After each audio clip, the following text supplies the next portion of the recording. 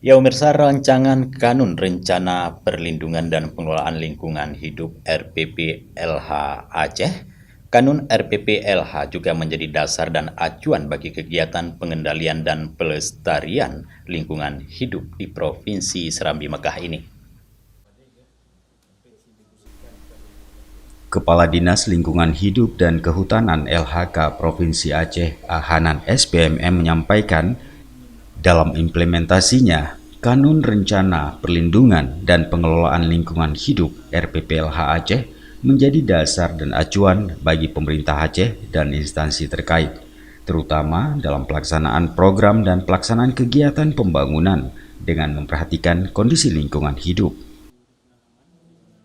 Dalam implementasi Kanun RPPLH ini nantinya, ini akan dijadikan sebagai acuan bagi pemerintah Aceh dan instansi terkait dalam pengelolaan kegiatan yang berhubungan dengan lingkungan hidup.